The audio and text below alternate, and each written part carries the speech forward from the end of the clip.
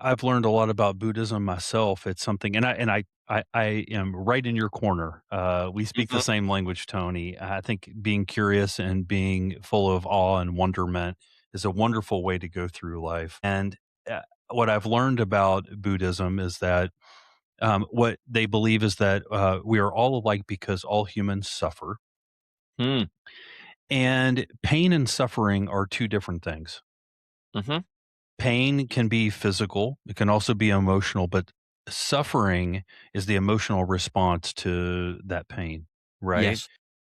And I wanna ask you a question about that specifically because you said that Lynn feared the pain, she didn't fear the end of her life, but you also were left with a bunch of emotional pain, and anyone who loses a loved one through, for any way, carries on in their life with a little bit of that pain.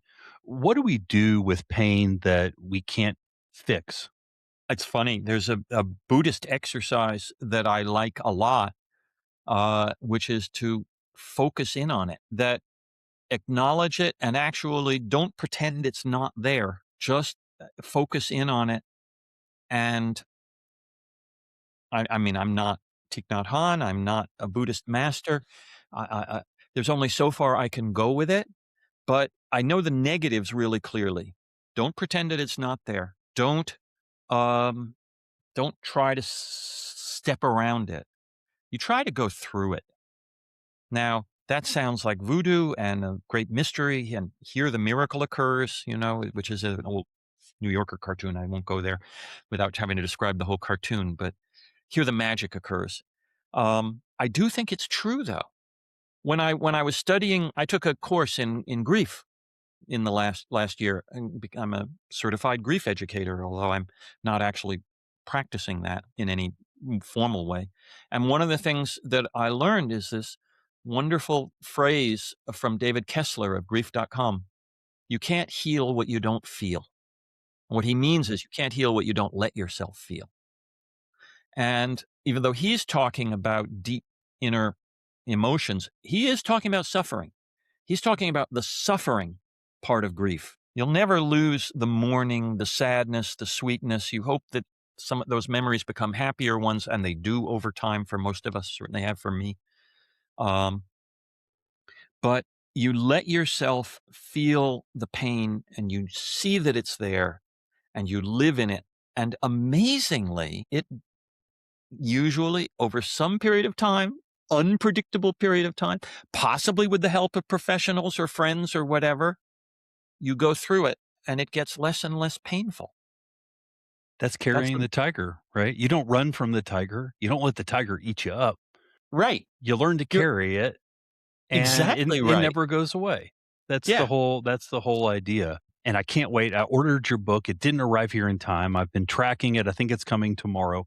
Can't wait to read it, but it's called Carrying the Tiger, and I'm assuming that anyone listening that, this resonated with that wants to read your book can find it on the regular places, The Amazon, regular and places, yeah, they can go most click buy now and ship it right to their door. absolutely. Good. Absolutely. Amazon, bookshop.com, all those places they have it. The ebook is mainly on Amazon, but the audio and the print are pretty much everywhere. Great. What a reward and what an honor to Lynn's life, and also, what a wonderful way to heal and give back, because I'm sure that people read this book and, sharing your suffering has helped them cope with their suffering as well. So, just a great way to have a win-win situation, I guess, right? Exactly. It's why I did it. And I've heard again and again, both directly and often in the little review comments that people have written, like on Amazon and elsewhere, exactly that. And it's so satisfying. I wrote this book to help people who are in one stage or another of this really painful journey. And again, I read people say, wow, I'm so glad I read this book because it opened my eyes to this, or especially to realize that you're not alone. There's just so much that goes on, and I wanted to lay it all out there so that people reading it would realize, "Oh, really? I guess I'm not so I shouldn't be ashamed of this of feeling this way or of having this happen to me because look, it happened to Tony. It happens to all kinds of people." That's right.